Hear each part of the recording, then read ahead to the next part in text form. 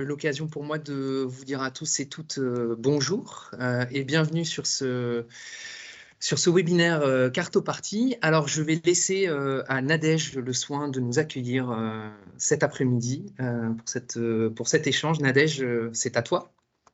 Oui, bonjour à tous. Alors effectivement, on a eu un petit générique en musique, là, ça swing, comme disent certains. Donc merci Alexis pour cette petite intro. Moi, je voulais juste vous accueillir. Là, on inaugure, enfin, on inaugure pas vraiment, on inaugure sur cette thématique des webinaires pour le rare.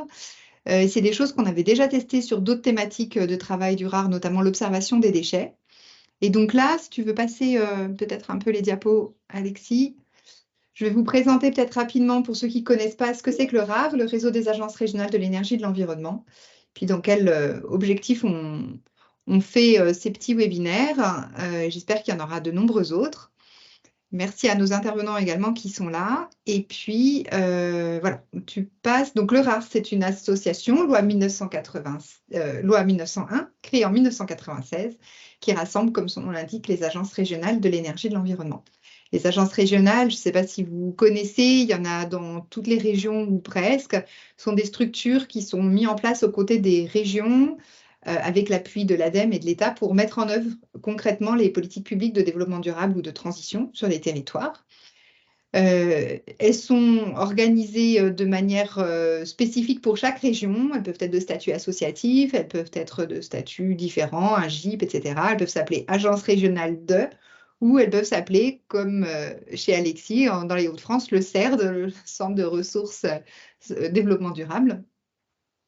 Et elles ont la spécificité d'être reconnues dans la loi, par la loi pour la transition énergétique pour la croissance verte, en 2015, pardon, je retarde, la loi pour la reconquête de la biodiversité, et puis pour tout ce qui est observation des déchets dans le Code de l'environnement. Tu passes. Donc ces agences, elles ont pour mission, on peut les définir selon 3 missions principales qui sont des points communs entre elles. C'est apporter la connaissance du territoire. Donc, la connaissance du territoire, c'est à la fois l'observation de l'environnement, donc sur la thématique énergie, climat, déchets, biodiversité, paysage, etc. Eau. Mais c'est aussi la connaissance des acteurs, des dynamiques sur les territoires et être en capacité de relayer vis-à-vis des autres acteurs les ressources pour mieux mettre en œuvre la transition, faire du lien entre les différents acteurs, générer des projets, etc. Un deuxième axe, c'est l'apport méthodologique, accompagner méthodologiquement ces acteurs du territoire qui veulent changer les choses à leur niveau. Et donc, c'est l'objet de notre webinaire aujourd'hui, puisqu'on va vous parler de l'outil Cartoparty qui a été développé par le CERD et qui est un outil méthodologique pour avoir une approche systémique sur les projets d'accompagnement au changement. Ça peut être également de l'animation de réseau, ça peut être des projets expérimentaux. Et puis le troisième axe sur lesquels les agences se retrouvent, c'est tout ce qui est, c'est un peu, ça découle naturellement de ce que je vous ai déjà dit, mais c'est tout ce qui est création de liens, être un peu courroie de transmission, et puis de diffuser au maximum les savoir-faire, les expertises, de comment on fait cette transformation sociétale dans laquelle on est. Je vais passer. Alors, une des particularités des agences, c'est qu'elles, en tout cas, nous, au niveau du rare, c'est ce qu'on promeut. Et donc, c'est une culture, on va dire, un petit peu généraliste dans le cadre de ce réseau, c'est d'avoir vraiment une approche systémique des enjeux environnementaux, c'est-à-dire de surtout pas traiter l'énergie d'un côté, la biodiversité de l'autre, le déchet d'un troisième. Donc ça, aujourd'hui, c'est de plus en plus, c'est de mieux en mieux pris en compte. Mais il y a encore quelques années, ce n'était pas évident. On travaillait encore beaucoup en silo. Et donc là, l'idée, c'est vraiment de dépasser ces silos, d'avoir une vision globale et d'encourager l'approche transversale. Au niveau du RAR, on est donc 17 membres sur toute la France. Vous voyez qu'on est présent dans toutes les régions. Dans certaines régions, il y a 2 agences. Quand les sujets sont portés par 2 structures différentes. Donc, par exemple, en Occitanie, on a, membre du RAR, on a l'Agence régionale énergie-climat et l'Observatoire des déchets. historiquement, qui sont des structures séparées et qui se retrouvent pour travailler ensemble dans le cadre du RAR ou sur leur territoire parfois quand ça fait sens. Vous pouvez retrouver tous ces membres sur le site web rar.fr. Et puis, donc dans le RAR, on fonctionne par groupe de travail. On a plusieurs groupes de travail, dont un qui s'appelle Management de la transition, qui est un groupe dans lequel on parle des méthodes du changement. Comment est-ce qu'on fait pour mieux accompagner les territoires, les acteurs dans ces changements collectifs dont je vous ai parlé. Et donc là, je vous ai mis la carte avec des ovales qui, dans nos membres, travaillent sur ces missions d'accompagnement. Il y a des agences qui sont plus sur l'observation, d'autres qui sont plus sur l'appui méthodologique, d'autres qui sont sur les deux. C'est assez varié et c'est ça qui fait notre richesse. Et donc là, dans ce groupe de travail, vous voyez qu'on a plusieurs acteurs et ce sont des structures qui vont être en mesure, avoir dans leur mission l'accompagnement au changement qui nous rassemble aujourd'hui. Voilà, donc les événements du RAR, vous les retrouvez tous sur notre site web. On est soutenu très fortement par l'ADEME dans notre fonctionnement. Et ce sont donc ces rendez-vous qu'on met en place, ce sont des rendez-vous qui peuvent être sur des thématiques différentes. Mais le but, c'est de vous présenter un peu l'expertise de nos membres, des agences et des observatoires régionaux de l'énergie et de l'environnement, créer le dialogue avec vous et recueillir vos regards également sur ce qui se passe, comment on fait, comment on pourrait faire mieux, rebondir, créer du lien, enfin voilà. Voilà pour cette présentation, cette intro. Et donc, du coup, je vais repasser la parole à Alexis qui va mener ce petit webinaire. Merci Nadège. Eh bien, à mon tour de vous présenter rapidement le CERD, puisque, comme tu l'as dit, nous sommes membres du RAR et on a le plaisir d'animer le groupe de travail dont tu parlais sur le management des transitions. Et je salue au passage plusieurs de ces membres qui sont parmi nous cet après-midi. Je pense à Axel d'Alter Bourgogne, je pense à Michel aussi Marquez, d'Atmo Grand Est, et sûrement d'autres que je n'ai pas vus puisque vous êtes assez nombreux cet après-midi, donc je m'en excuse. Alors, pour vous dire un mot du CERD, pour ceux qui ne nous connaissent pas, donc nous, on est basé dans les Hauts-de-France, et les deux montagnes que vous voyez sur cette photo, ce sont nos précieux terrils du bassin minier, là où le CERD est installé à Los Angeles.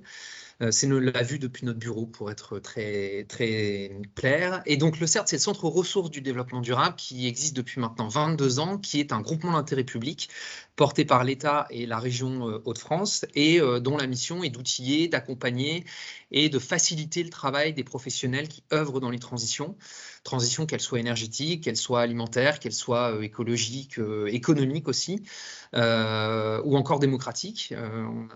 On travaille aussi sur cette question de la participation citoyenne. Et donc, notre métier, c'est d'animer des réseaux, de produire des ressources, ce qui rejoint fortement les métiers que Nadège vient de décrire à l'échelle du RAR. On porte aussi deux observatoires, un observatoire du climat et un observatoire déchets matières. Et puis, évidemment, on a toute une mission de veille et de capitalisation à l'échelle régionale.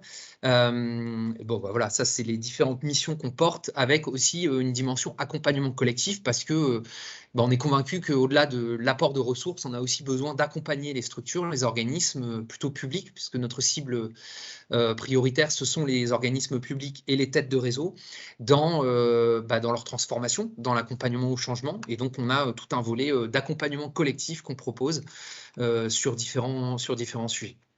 Et donc, vous avez sous les yeux les différents programmes de travail que nous animons au CERD, que ce soit sur le climat, sur l'adaptation au changement climatique, sur l'alimentation, sur les territoires participatifs, la sobriété numérique aussi, qui est un enjeu et qui monte en puissance depuis quelques années, et donc les observatoires dont je vous ai parlé.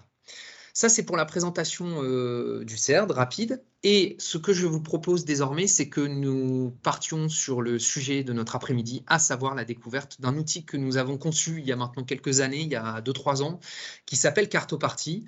Son ambition, ses modalités d'animation. Et en plus de ça, on vous propose le témoignage d'une collectivité qui a utilisé Cartoparty, qui a bénéficié de l'animation de Cartoparty. Et donc, je salue Mathieu qui est avec nous cet après-midi. Bonjour Mathieu, bienvenue. Bonjour, merci beaucoup. Donc, en 2 mots, je te laisse te présenter au sein de la ville de Maloney. Ça marche. Bonjour à tous. Merci de m'accueillir pour témoigner au nom de la ville de Maloney. Donc, je suis Mathieu Rios. Moi, je suis adjoint à la direction animation et communication au sein de cette collectivité. Et je travaille notamment sur l'animation territoriale, l'implication citoyenne et l'accompagnement au changement en interne en lien avec l'équipe de direction. Je ne sais pas si tu veux que je présente rapidement Maloney, mais peut-être je le ferai après. Je te propose de le faire après quand on a un temps prévu pour ça. En introduction, parce que ça posera aussi le contexte de l'utilisation de Cartoparty il y a maintenant 1 an, même pas 1 an, bientôt 1 an. Et puis évidemment, après, le temps sera à l'échange avec vous, même si vous êtes nombreux, ça n'empêche pas de recueillir vos idées, vos avis, vos étonnements.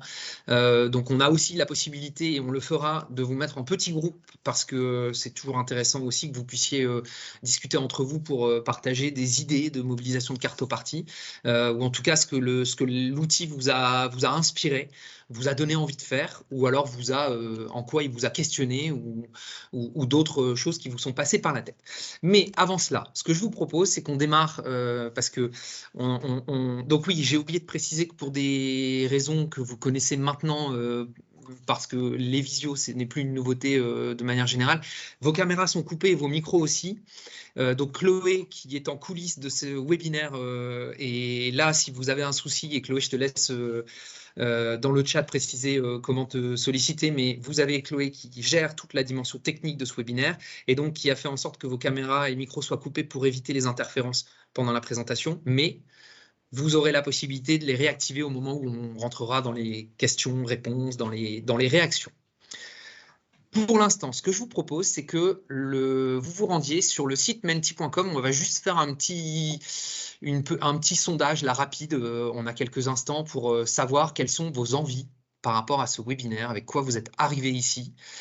Et puis, si vous avez aussi dès maintenant une idée ou un besoin qui justifie, un besoin sur la coopération et le besoin de travailler la coopération sur un projet qui justifierait aussi qu'on puisse l'exploiter au gré du webinaire en fonction des exemples qui ressortiront. Donc, je vais vous laisser aller sur le site www.menti.com. On va vous demander un code. Donc, vous rentrez le code 3904 5973 et à partir de là, vous aurez une question qui vous est posée, qui est la même que celle qui est sur le slide. Et je vous laisse quelques secondes pour rassembler vos idées et me dire ce que vous avez envie de nous partager. Et ensuite, je projetterai vos réponses pour qu'on puisse, à la fois moi, pour alimenter ma présentation, et Mathieu, pour voir en quoi ça peut faire écho à l'expérience de Maloney. Je vous laisse quelques secondes pour répondre à ce petit sondage.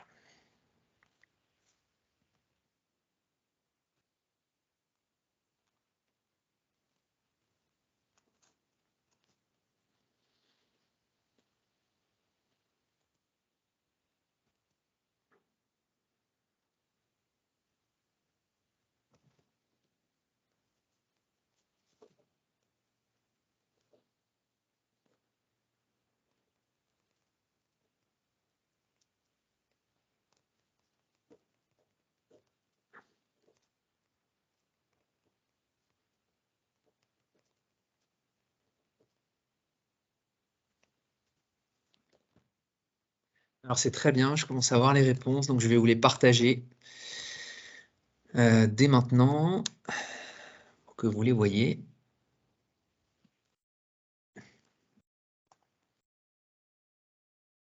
On a 19 réponses pour l'instant, les voici. Donc, vous découvrez, évidemment, vous découvrez l'outil. On a des éléments pour développer un écosystème vélo, même pas un système vélo, un écosystème vélo. Le réemploi, on a pas mal de sujets sur les déchets, besoin de voir l'outil pour projeter des applications sur des projets urbains aussi. Comment l'intégrer dans des prestations d'accompagnement? C'est une excellente question puisque on abordera aussi l'utilisation de l'outil. Je le note puisqu'on nous a posé à de nombreuses reprises la question. Ensuite, qu'est-ce qu'on a? Des ateliers de détection de synergie. Très bien. Le réseau Compost Citoyen propose des cartographies, nous voulons l'améliorer. Eh bien, bienvenue le réseau Compost Citoyen. Les dimensions mobilisables sur l'outil, très bien. Ben, c'est bien parce que ça met un certain niveau d'ambition quand même. Donc, on va tenter de répondre à tout ça et je vous expliquerai aussi le contexte dans lequel l'outil est sorti et le fait qu'il n'est pas encore, il n'est pas parfait, hein, évidemment. C'est un outil qui a vocation aussi à évoluer avec ses usages. 35 réponses, donc merci beaucoup. Mobiliser les partenaires sur des programmes de prévention de déchets. On a une dominante déchets. Hein. C'est pas étonnant au vu du réseau du RAR aussi sur les webinaires. Donc, bienvenue à vous. Et donc, très bien, on finit par l'action citoyenne, outil d'aide à la décision politique. Très bien. Parfait. Eh bien, écoutez, je vous propose pour l'instant de garder tout ça et puis de voir ensuite comment on pourra réagir à ces différentes demandes. Donc, je repasse sur mon support que normalement vous voyez tous pour vous apporter quelques éléments de contexte, parce que le temps nous est compté, donc je rentre tout de suite dans le vif du sujet pour qu'on puisse ensuite écouter Mathieu nous témoigner de son expérience. Donc, pour vous donner un tout petit peu de contexte, ce kit a été créé dans le cadre d'une boîte à outils que le CERD a créé en 2019-2020, qui s'appelle la boîte à outils de l'économie de la fonctionnalité et de la coopération. Et comme le titre « Boîte à outils de l'économie de la fonctionnalité de la coopération » est un peu long, on a créé une boîte à outils qui s'appelle « Voyage au centre des transitions économiques », avec tout un univers graphique, une identité du site que vous retrouvez sur, je vous l'ai mis à la fin du diaporama, vous retrouvez sur le site du CERN, en passant notamment par le site du CERN, qui est tout un univers qui vous emmène dans une sorte de parcours de découverte de l'économie de la fonctionnalité et de la coopération. Et pourquoi ça? Parce que on a décidé en 2019 de prendre à bras-le-corps un certain nombre de sujets au CERD sur l'approche systémique des projets, sur l'approche coopérative des projets et sur l'approche mise en récit des projets, en apportant à ces différentes approches des outils et des méthodes. C'est-à-dire qu'aujourd'hui, je ne vais pas faire un laïus trop long sur la nécessité pour les transitions d'être fortement ancrées dans des logiques de coopération. Je pense que vous avez, si vous êtes là, c'est que vous partagez à tout le moins ce principe que la coopération sera l'un des leviers majeurs pour trouver des solutions aux nombreux défis qu'on a en face de nous, qu'ils soient climatiques, écologiques, sanitaires, sociaux, démocratiques et autres. Et donc, on avait besoin on recevait au CERD énormément de sollicitations pour des outils concrets, des méthodes de travail qui permettaient de révéler la plus-value des coopérations dans les projets, d'une part, et non seulement de révéler, mais aussi de soutenir la dimension coopérative des projets. Et donc, on a créé une boîte à outils avec 3 kits. Le premier qui est Cartoparty que je présenterai, et les 2 autres que je vous mets pour que vous puissiez aussi aller les découvrir, qui est le kit Visée 360, qui est un kit qui permet de penser un projet ou analyser un projet ou une politique publique de manière systémique, au regard des 17 objectifs de développement durable et de la prise en compte de ces 17 objectifs de développement durable. Et de voir en quoi il y a friction, contradiction, incohérence, et donc en quoi on peut renforcer la dimension systémique des projets. Et enfin, le dernier kit, qui est le kit de mise en récit des projets de transition, parce qu'on est convaincu que la transition passera aussi par notre capacité à tous à réécrire des histoires, des récits, à sortir des récits dominants dans lesquels on est enfermé et dans lesquels certains fonctionnements nous enferment, et à repenser des imaginaires. Et donc tout ça passe par la mise en récit, qui est un programme de travail important pour nous, en partenariat avec la Fabrique des transitions. Donc nous, on est très attachés à la qualité de la coopération, c'est-à-dire que les transitions au pluriel seront coopératives ou ne seront pas. La coopération est une force, et la coopération, c'est ce qui nous permet aussi de décloisonner les espaces de travail, de décloisonner les modes de pensée, de pensée complexe, en considérant que la complexité ne doit surtout pas nous faire peur, mais qu'elle doit être en tant que telle considérée comme une force, et comme le dit Edgar Morin, la complexité, c'est la capacité à faire du lien entre les choses. Et donc la complexité, c'est quelque chose qu'on doit réussir à manager, qu'on doit réussir à prendre à bras-le-corps et à assumer pleinement, avec détermination, avec enthousiasme, et sans se dire que la complexité, c'est compliqué, et donc ça nous décourage. Parce que c'est justement à cause de ça qu'on ne résout pas les problèmes à la racine. Donc nous, on est très attachés à cette idée que la coopération, la coopération sera un levier des transitions, que ça permet le décloisonnement, que ça permet d'avoir des approches complexes, et puis que ça permet aussi de comprendre ce qui nous entoure. Et ce qui nous entoure écrit dans les deux orthographes. Ce CE et ce CEUX, c'est-à-dire tous ceux qui sont autour de nous et qui peuvent d'un côté être bloquants par rapport à un projet qu'on peut avoir, mais qui peuvent aussi être des alliés qu'on ne soupçonne pas forcément et qu'on a besoin d'embarquer dans un projet tout en comprenant ses contraintes. Et la coopération, c'est bien ça. En tout cas, c'est comme ça qu'on a pensé l'outil Cartoparty. C'est la capacité aussi à reconnaître les contraintes des autres dans des projets ou dans des interactions. Et ce n'est pas agencer des compétences. Là, on est plutôt dans le champ de la coordination. Je coordonne des compétences, des moyens. La coopération, c'est vouloir travailler à construire une œuvre, si je reprends la racine latine du terme encore une fois, coopéra, faire œuvre commune en comprenant que l'autre a des ressources, mais qu'il peut m'apporter dans mon projet, mais qu'il a aussi des contraintes. Et donc, partant de ces contraintes, comment je travaille avec, comment je les reconnais, comment je les respecte, et je fais en sorte de lever ces contraintes avec la personne pour essayer de l'amener sur mon projet, sur mon sujet, pour qu'on avance ensemble. Donc, Cartoparty, quand ça a été créé avec cette intention-là, d'avoir un support d'animation le plus interactif possible pour qualifier un système d'acteurs.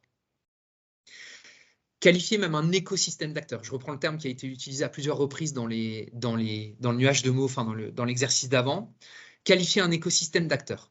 Et ça, c'est le principe, c'est 3h30, voire une journée, on verra après qu'il y a des variantes, d'animation d'un plateau de jeu qui permet de faire émerger des noms, des structures, des ressources, des éléments bloquants, des opportunités, des menaces aussi sur les projets, au service du projet ou d'un besoin. Et donc, idéalement, et on va le voir avec l'exemple de Maloney, c'est sur un projet en émergence, mais ça peut aussi être sur un projet en cours qu'on a envie de renforcer. Parce que souvent, on nous dit ensemble, seul on va plus vite, mais ensemble on va plus loin. Et donc, il y en a qui décident d'aller vite dès le départ. Et puis, chemin faisant, ils se disent, bah ouais, mais en fait, on est allé vite un peu seul et on a besoin de rectifier le tir. Et donc, en rectifiant le tir, on a besoin d'associer de nouvelles parties prenantes dans notre projet. Et donc, on peut mobiliser Cartoparty en plein milieu d'un projet. Ce n'est pas une obligation de le faire en démarrage d'un projet. Et l'idée de Cartoparty, c'est que ce temps d'animation se fasse avec un groupe d'une vingtaine ou d'une trentaine de personnes qui vont collectivement travailler à identifier plein de ressources et plein d'acteurs qui pourraient venir abonder le projet, qui pourraient venir renforcer la qualité de notre projet. Ces 20-30, ce n'est pas non plus figé. C'est-à-dire que ce que je vous dis là, c'est évidemment au gré des situations, des contextes. Ça peut commencer par 4 personnes et puis on élargit un cercle progressivement. Donc, évidemment, je vous laisse, à mesure que la présentation se fait, je vous laisse, si vous le souhaitez, commencer à poser des questions dans le chat. Ce sera évidemment je jette un œil en même temps dans le chat, donc vous pouvez tout à fait me questionner directement dessus. Donc, l'objectif pédagogique, c'est, avec Cartoparty, c'est de placer un système d'acteurs dans une posture coopérative. C'est-à-dire qu'on ne va pas décréter qu'un tel est là, et un tel doit faire ci, faire ça. Mais plutôt, comment j'amène les gens dans un projet en les faisant entrer en coopération. J'insiste beaucoup sur ce terme-là de coopération parce que c'est un mot qu'on a tendance à prendre pour acquis en termes de définition, alors que c'est un océan de connaissances derrière ce mot et qu'il n'est pas du tout évident de savoir ce qui est une posture de coopération et ce qui n'en est pas une. Et donc, l'objectif pédagogique, c'est de faire en sorte que quand on anime un Cartoparty, on arrive à placer tout un système dans une posture de coopération autour du projet, c'est-à-dire d'entraide, d'écoute, de respect de ce que disent les autres et de bienveillance, évidemment, et de faire en sorte que chacun comprenne que même s'il y a des frictions sur un projet, c'est nécessaire aussi parfois les frictions. Et donc, on a aussi la possibilité de travailler, d'être en coopération, même si on n'est pas d'accord. Et donc, l'objectif opérationnel, c'est d'établir une cartographie pour mieux comprendre les contraintes, les enjeux des uns et des autres, révéler les ressources utiles et débattre aussi des différents points de vue sur tel ou tel acteur. Je vous montre tout de suite, parce que sinon c'est frustrant de vous parler de tout ça sans vous montrer le plateau de jeu directement. Donc le plateau de jeu, il est organisé de la manière suivante, c'est un kit, parce qu'on a, en tant que centre ressources, on a créé ces kits dans une logique donc, de Creative Commons, et avec des notices d'utilisation pour que les kits soient autoportants. C'est-à-dire que vous pouvez télécharger le kit, et donc je vous inviterai à le faire à la fin si vous le souhaitez. Vous pouvez demander à télécharger les kits sur le site du CERN, et à partir de là, vous avez tous les supports qui sont prêts à l'impression, la notice d'utilisation, et ben ensuite, vous vous faites plaisir dans l'animation. Le kit, il est organisé de la manière suivante. Le plateau de jeu, qui est le support numéro 2. Ce plateau de jeu, il est en format A0, donc c'est vraiment un format de poster. Et c'est le plateau sur lequel on va travailler. Le deuxième support, qui est le support numéro 3 ici, puisque je n'ai pas précisé que le support numéro 1, c'est la notice d'utilisation. Donc ne soyez pas surpris de ce petit décalage de chiffres. Donc le support numéro 3, c'est des cartographies. Donc si vous voyez ma vidéo, je vous montre ce que ça donne en direct, puisque vous les avez là, vous les avez en papier. Mais l'idée, c'est que ça vous demande un petit peu d'atelier collage, où tout simplement, vous avez des petits cartons comme ça, qui vous sont proposés. Alors, je vérifie que ça passe bien sur l'écran. Voilà, vous avez des cartons comme ça. Et l'idée, c'est que vous pouvez les découper. Et sur chaque carton, vous avez des personnages qui incarnent une attitude, une approche particulière, toujours dans la même identité graphique que ce que vous avez vu. Donc là, par exemple, vous avez un service de secours. Un service de secours ici. Donc, ça permet aussi d'interpréter, enfin, de laisser libre cours à l'interprétation de chacun sur ce que ça peut vouloir dire d'avoir des élus, des services de secours, voilà, ce genre de personnes. Donc, ça, c'est le plateau enfin, c'est les cartes que vous préparez en découpage et qu'ensuite vous irez placer sur votre support numéro 2 ici. Et puis enfin, vous avez un autre élément qui est le support numéro 4, qui est un carnet de synthèse qui fait un 4 pages en format A4 et qui permet de retranscrire tous les éléments de débat qu'il peut y avoir sur un des cartons, sur un des personnages.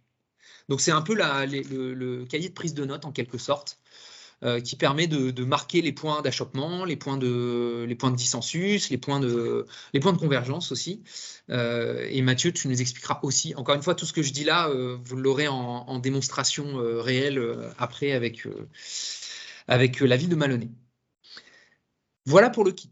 Donc un support, un plateau de jeu, des cartes que vous découpez qui se tiennent à la verticale et que vous allez disposer après, comme je vais vous l'expliquer sur le support, et puis un carnet de synthèse qui vous permet de noter tous les éléments de débat que vous pouvez avoir dans la discussion. Le principe de l'exercice, c'est que, je reprends l'exemple de développer un écosystème vélo. Je vais reprendre cet exemple-là pour être un peu plus concret.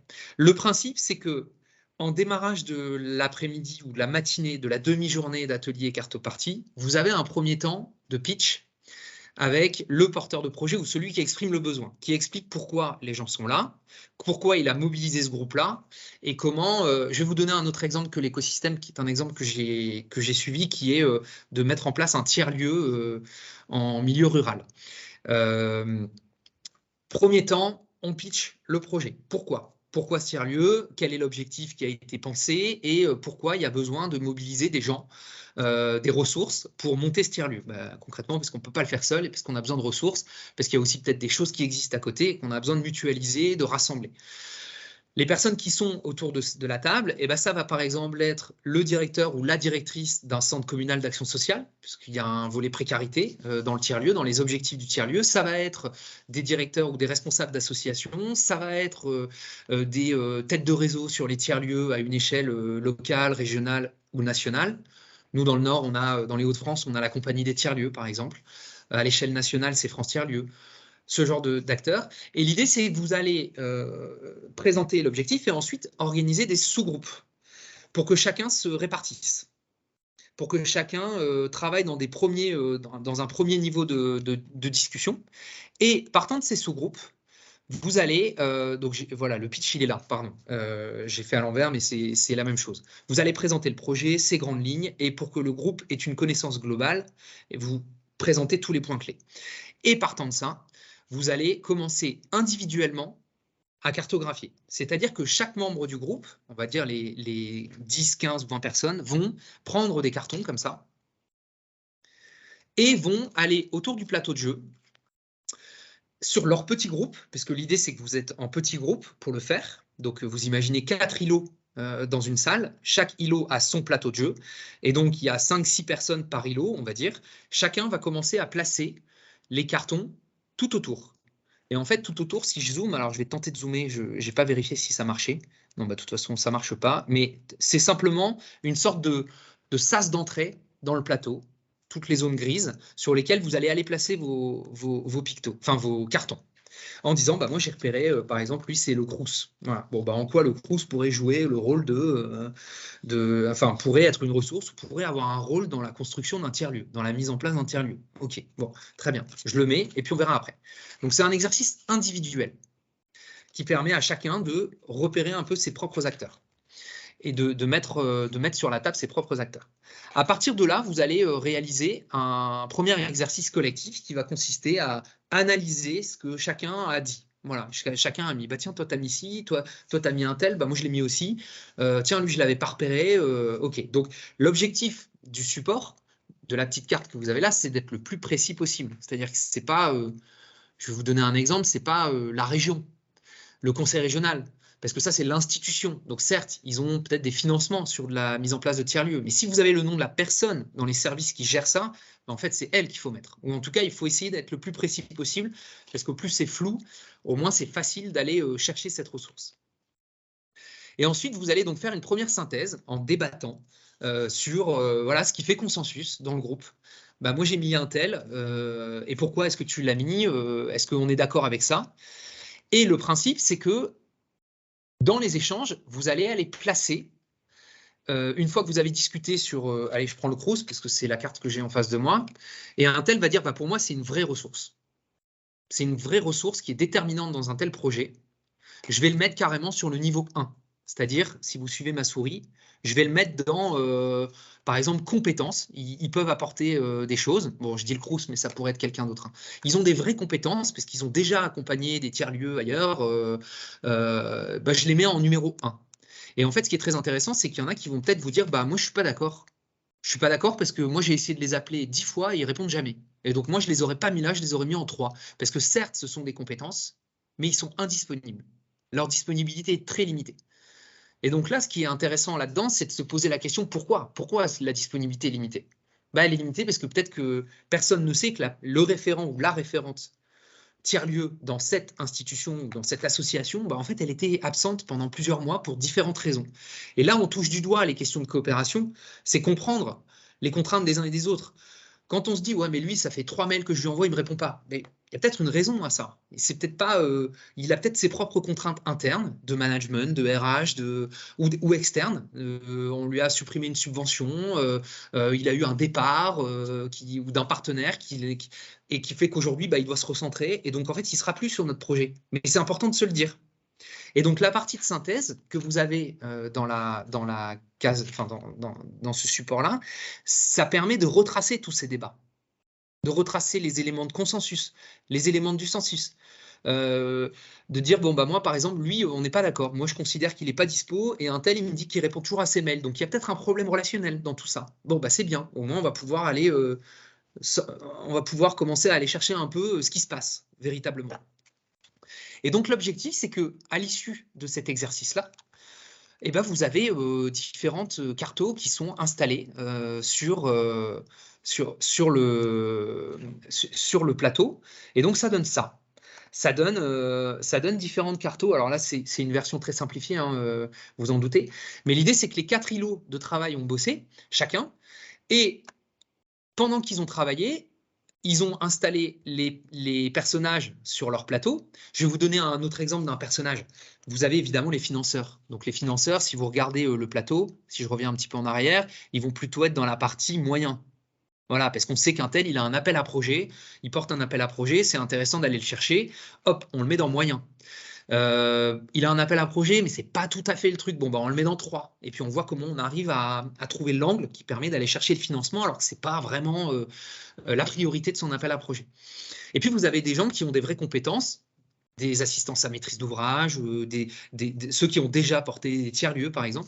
Et puis, vous avez ceux qui ont d'autres ressources qui sont complètement immatérielles, mais qui sont hyper importantes.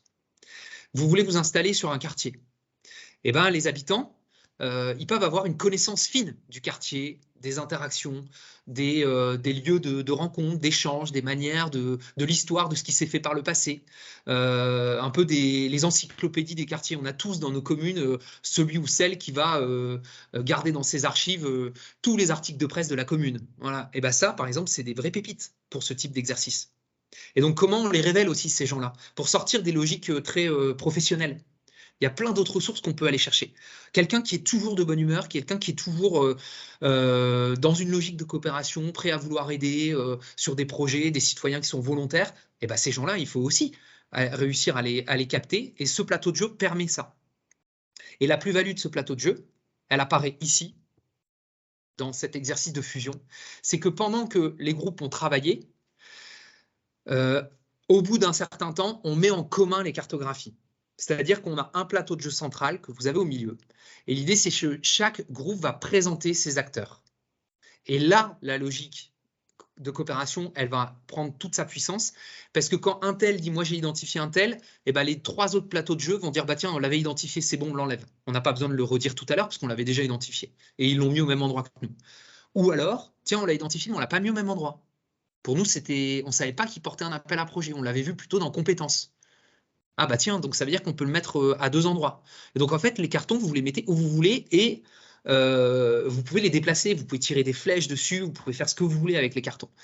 Et l'objectif, c'est qu'à la fin, vous ayez une carte qui soit mutualisée, qui ait mutualisé toutes les idées des différents groupes, mais en plus qui ait permis de débattre des points de vue des uns et des autres sur cette carto, sur les postures, sur les positionnements des uns et des autres, selon qui sont disponibles, pas disponibles, contraints, pas contraints. Et donc, tout l'intérêt de ça, c'est de vraiment réussir à valoriser ce que chacun peut apporter dans un exercice et de dire, bah tiens, un tel, j'ai un exemple qui me vient en tête là, un tel, oui, ok, mais sa collègue vient de partir, il n'aura plus le temps. Ça va être très compliqué pour lui. Et ben, comment on arrive, malgré tout, à trouver les ressorts pour le mobiliser dans le projet? Peut-être pas sur les ateliers, peut-être que c'est en lui passant un coup de fil directement.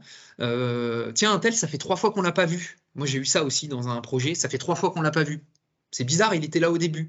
Ben, en fait, c'est parce qu'un jour, bêtement, on a oublié de le mettre dans une boucle de mail. Et que du coup, bah, son orgueil en a pris un petit coup. Et en fait, c'était juste un oubli, c'était pas volontaire. Et ça, bah, si on ne l'appelle pas pour comprendre ça, et ben, en fait, on ne le sait pas. Parce qu'on se dit, bon, bah, il a décroché, il n'a plus envie de venir. Bah non, en fait, il a envie de venir, c'est juste qu'il l'a mal pris. Ça, c'est du vécu. Hein. Et donc, bah, comment on fait pour le rappeler en disant, bah, écoute, désolé, là, il y a eu un loupé, tu restes une ressource pour nous, il faut que tu rejoins le groupe, on a besoin de toi. Et à partir de là, hop, la personne, elle est réembarquée dans la dynamique. Donc, ça demande une énergie quand même. Ça demande d'être dans de l'humain et limite de l'interpersonnel pour aller chercher les gens, pour comprendre à chaque fois, se poser la question 3 fois le pourquoi. Pourquoi il n'est pas là? Pourquoi il n'est pas là? Pourquoi il n'est pas là?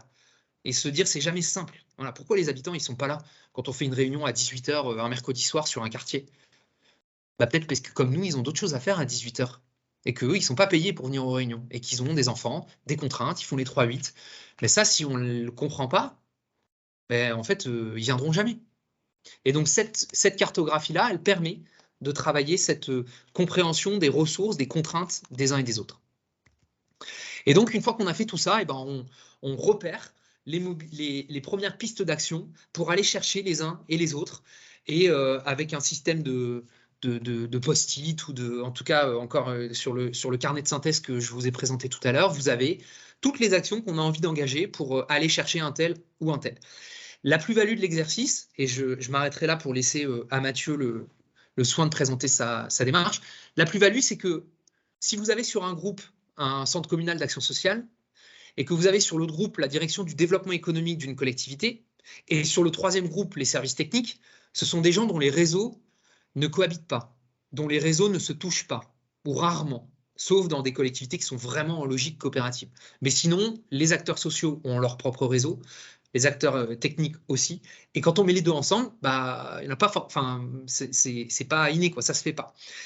Et là, l'intérêt, c'est que les responsables se disent « Ah, mais ton réseau, en fait, je ne soupçonnais pas qu'il pouvait être sur autant de sujets, qu'il pouvait apporter autant de ressources. » Et à la fin, ben, on reboucle sur l'approche systémique du projet. Non seulement on révèle un écosystème d'acteurs, mais en plus, on lui donne une force sur la dimension systémique parce qu'on a abordé énormément de dimensions sociales, techniques, environnementales, économiques dans la création d'un tiers-lieu, d'une médiathèque ou d'un écosystème vélo ou que sais-je. Voilà pour cette présentation, en tout cas de l'intention de l'outil. Et avant de vous laisser réagir, je vais proposer à Mathieu de nous présenter son expérience vécue à Maloney en fin du mois de juin l'année dernière, ou début juillet, je ne sais plus, fin juin. Mi-juin. Mi-juin, exactement. Alors Mathieu, tu es dans le coin. Est-ce que je peux te laisser rallumer ta caméra si ça ne te dérange pas? Ma caméra est allumée. Ah, d'accord. Alors, je ne te vois pas. Donc, peut-être que Chloé pourra activer ta caméra. Ça, je vais laisser à Chloé le soin de le faire. La caméra est activée, donc je pense que c'est un problème qui vient de Mathieu. Merci, Chloé. Bon, parce qu'on t'avait tout à l'heure, mais là, je vois un petit signe qui dit que ta caméra est désactivée. Moi, je me vois, mais je vais réessayer de la désactiver, activer. Est-ce que c'est bon? Je te dis ça. Pour l'instant, non, mais ça ne va pas nous empêcher d'avancer. Donc, ne t'inquiète pas. Si vous m'entendez, en tout cas, c'est déjà ça. Voilà, et on t'a vu tout à l'heure, donc c'est très bien.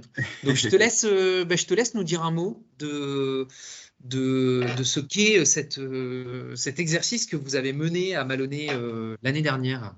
Oui, donc effectivement, on l'a fait le 14 juin 2022, l'an dernier.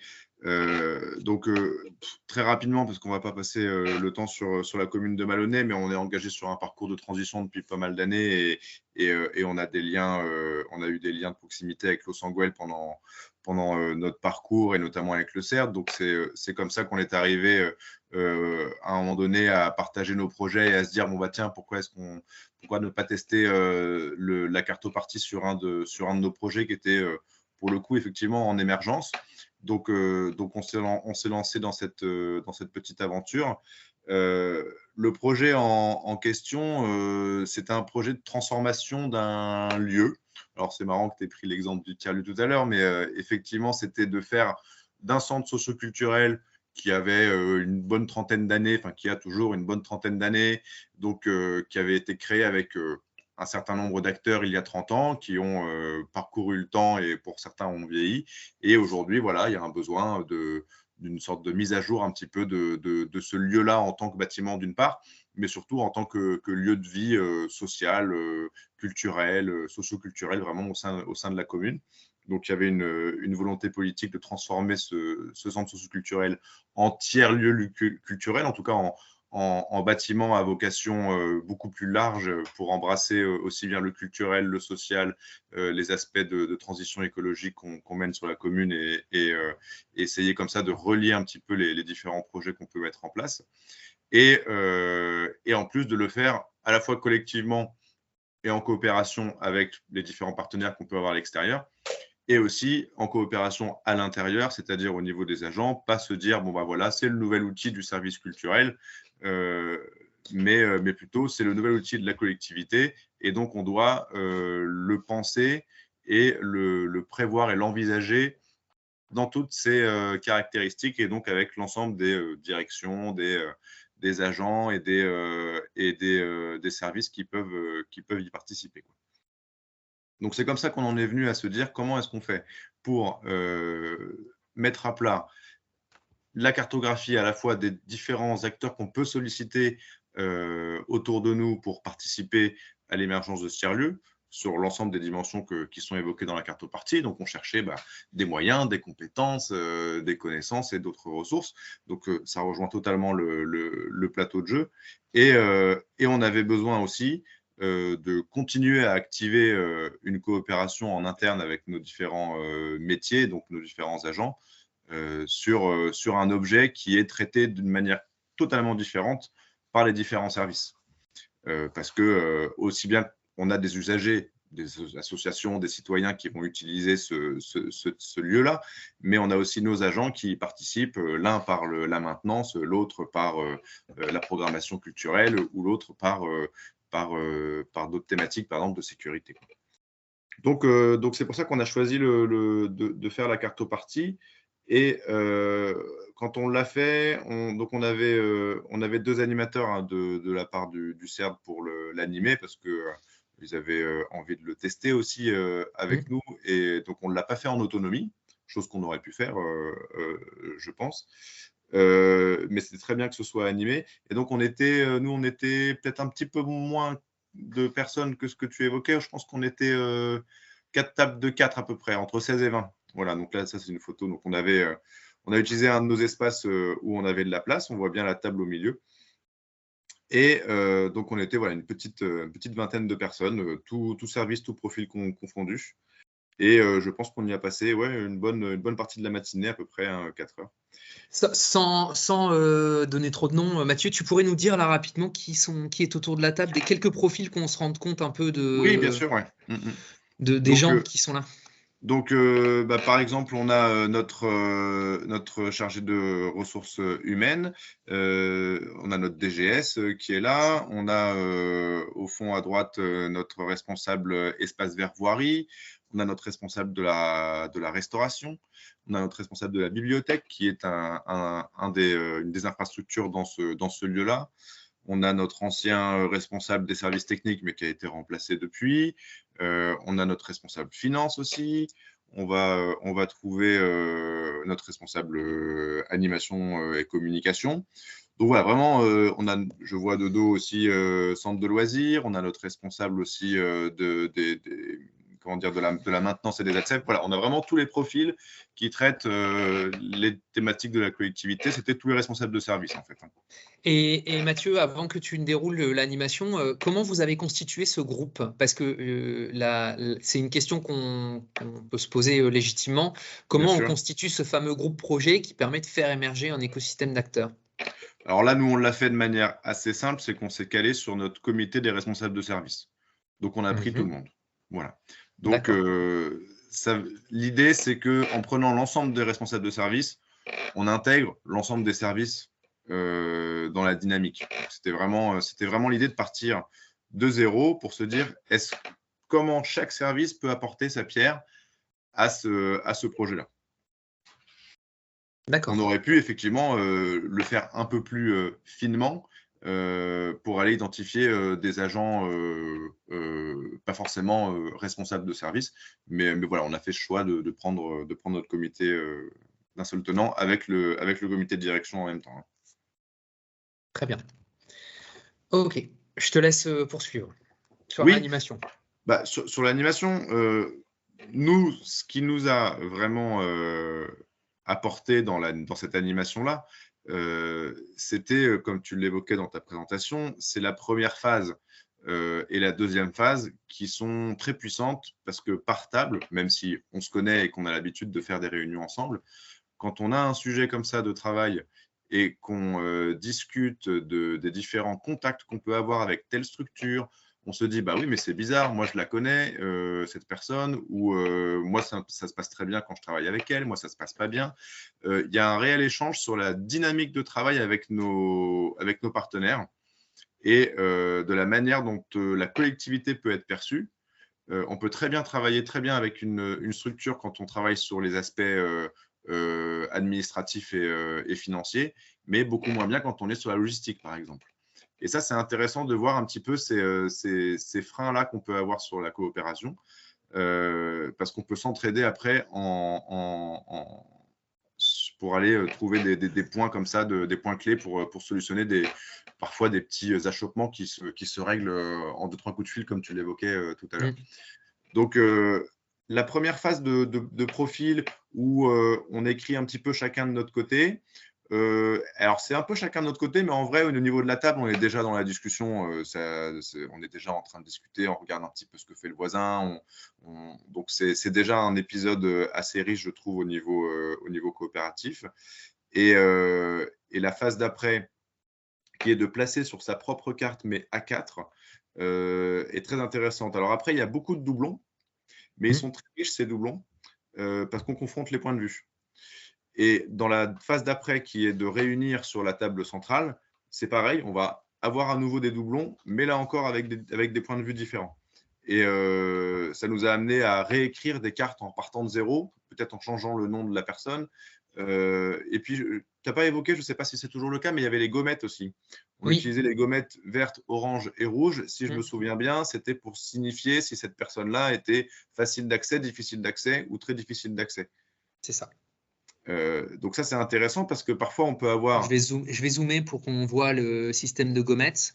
Voilà. Donc ici, voilà, sur le support, vous avez au dos, au verso, donc la personne et sa description, et au recto, le visuel de la personne avec une gommette, comme tu le dis. Donc ça, ce qui est intéressant, c'est qu'un interlocuteur, par exemple, qu'on va placer en 1 sur le champ des compétences, parce qu'on sait que c'est cette personne-là ou cet organisme-là qui a les compétences clés, mais qui est très difficile d'accès, il faut qu'on trouve une solution. Et là, ça facilite énormément au niveau des pistes d'action de se dire, là, on a un souci.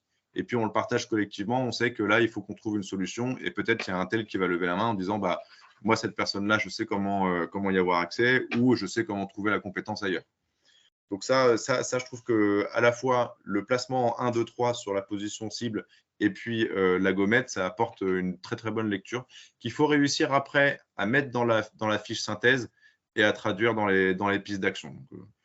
Donc ça, c'est cette discussion-là, cette phase-là où on vient chacun poser nos plaquettes, c'est vraiment pour moi la plus riche. Ok. Comment vous faites, Mathieu, pour quand on voit là le résultat de tous ces gens qui sont là, et ça pose une question qui a été posée dans le chat, c'est comment on gère autant de monde? Ouais. Bah, faut accepter parfois aussi qu'on peut pas gérer autant de monde. C'est pas grave. Je pense que la complexité et la coopération, il y a des choses qu'on peut pas gérer. Il y a des choses qui s'animent entre guillemets, on va dire, d'elles-mêmes. Donc, je pense qu'il faut pas se faire peur avec cet écosystème qui a l'air vraiment très florissant. À l'intérieur, moi, c'est ce que j'apprécie aussi beaucoup sur ce que ça a généré en interne. C'est que là-dedans, il y a beaucoup de gens qui sont de chez nous déjà. Il y a des gens qui se sont mis, on a été beaucoup à se mettre nous-mêmes. Donc, on va retrouver… Je me permets de zoomer, Mathieu. Oui, si tu vois des choses… c'est toujours intéressant de voir les noms directement. Voilà, donc l'association par exemple, vous les avez anciens, mis, la CAF, la mis à sécurité cheval. sociale. Donc, là-dedans, il y a des acteurs qui sont présents, mais qui sont très autonomes. Et donc, cette autonomie-là fait qu'on n'a pas besoin de les gérer. Et il y en a certains, par contre, on va avoir besoin de faire appel à eux ou on va avoir besoin de les impliquer plus fortement. Donc là, il va y avoir besoin d'aller y passer un peu plus de temps. Mais derrière, dans les pistes d'action et dans comment est-ce qu'on gère tout ce monde-là, il y a plusieurs niveaux de gestion. Il y a faire passer l'information, il y a faire participer à la construction du projet en réflexion, faire participer aux décisions et faire participer à la mise en œuvre. Et c'est des niveaux d'implication de chaque acteur qui sont différents. Là, ils sont tous mélangés. Donc après, on pourrait presque le faire en 3D avec plusieurs étages en séparant un petit peu le niveau d'action qu'on va avoir en tant que pilote ou en tout cas coordinateur du projet avec ces différents acteurs. J'espère que ça répond à la question. Oui, d'accord.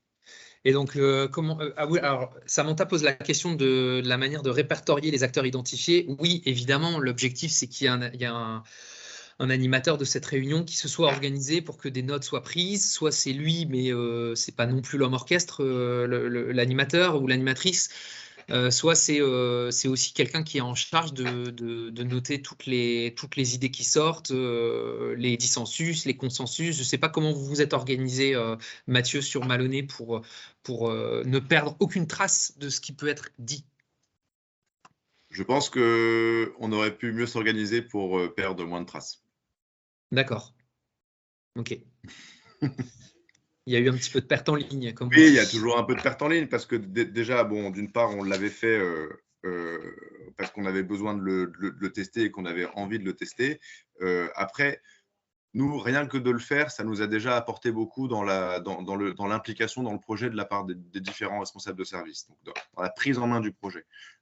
Après, ce qu'il en reste et ce qu'on en a gardé, sur les pistes d'action, il y a 2-3 actions qu'on a vraiment investi beaucoup parce que c'était ce qu'on avait identifié de plus urgent. Maintenant, au niveau de la synthèse, oui, on a conservé des choses qu'on a rédigées après dans différents documents qui nous servent de documents de base sur ce projet-là. Je pense qu'en revanche, qu'il serait important d'avoir dans l'aspect répertoire, le côté répertoire des acteurs, de le remettre à plat et non pas cartographié, avec une sorte de tableau un petit peu qui permette d'avoir telle personne, tel contact de manière un peu plus concrète et avec un outil un peu plus partagé. Ouais, d'accord, ok. Est-ce que tu as un souvenir marquant de cette animation en termes de moment un peu de révélation, un moment, je sais pas, de bascule sur les uns les autres, sur des perceptions, sur justement cet enjeu de coopération? Est-ce qu'il y a quelque chose qui te revient comme ça? Moi, ce que j'apprécie, c'est qu'on a tous dans nos équipes des profils qui sont des personnes qui sont un peu plus réservées ou qui ont un peu plus de difficultés à rentrer dans les travaux collectifs comme ça, où il faut parfois un petit peu se mettre en scène, se mettre au milieu de la pièce. Là, moi, j'ai vu des langues qui se sont déliées, des gens qui ont participé alors qu'ils y allaient un peu à reculons. Et ça, c'est très riche parce qu'aujourd'hui, les répercussions, un an après, elles se font sentir. Il y a beaucoup plus de facilité sur certaines coopérations. Donc, rien que de participer à l'exercice, déjà, ça, c'est une grande richesse. Et ce qui m'a marqué aussi, c'est la différence de perception de certains interlocuteurs ou certains métiers. Ça, c'est vraiment riche, le côté confrontation des points de vue. Ça fonctionne vraiment très bien, quoi. D'accord. Donc là, pour résumer, vous avez bénéficié de cette animation qui a duré combien de temps au total? Je crois que de mémoire, c'était sur la matinée. Ça devait être 3h30, 4h, quelque chose comme ça. D'accord, ok. Donc, animation qui tient sur 3h30 avec toutes les séquences présentées tout à l'heure que tu nous as détaillées, des temps individuels mais qui se transforment très rapidement en discussion par îlot de table, et ensuite une fusion des cartos pour arriver à ce résultat final avec du débat, avec de la prise de notes pour ne rien perdre. Et dans l'après, des conséquences aussi, pas seulement sur le projet, mais même sur la qualité des relations entre les participants indépendamment du projet. Oui, tout à fait. Après, je tiens à préciser que nous, on a fait cet exercice en interne avec des gens qui se connaissent déjà et qui travaillent déjà ensemble et qui font partie de la même structure. Il est tout à fait possible de l'envisager avec des partenaires. Moi, demain, peut-être que je ferai ce même exercice, peut-être toujours pour le tiers-lieu, mais en invitant certains des partenaires qu'on avait identifiés pour refaire cet exercice-là, mais avec des partenaires. Voilà. Après, l'enjeu de connaissance des personnes sur la table, je pense qu'en vrai, une fois que c'est bien animé et qu'on se met dedans, voilà, qu'on se connaisse ou qu'on se connaisse pas, je pense que ça peut très bien fonctionner. Et alors, j'ai une dernière question et après, je vais proposer au groupe d'en poser autant que vous voulez. Je vois que ça enchaîne sur le chat. Comment vous avez géré la diversité des profils dans les sous-groupes? Est-ce que vous avez mélangé le groupe ou est-ce que vous les avez mis par service ou par pôle de travail? Un peu des deux. Disons que c'est un peu comme dans une classe, c'est toujours ceux qui se connaissent bien qui ont tendance à se mettre ensemble. Donc ça, on y fait attention, puis on sépare, on propose à un tel plutôt d'aller sur telle table.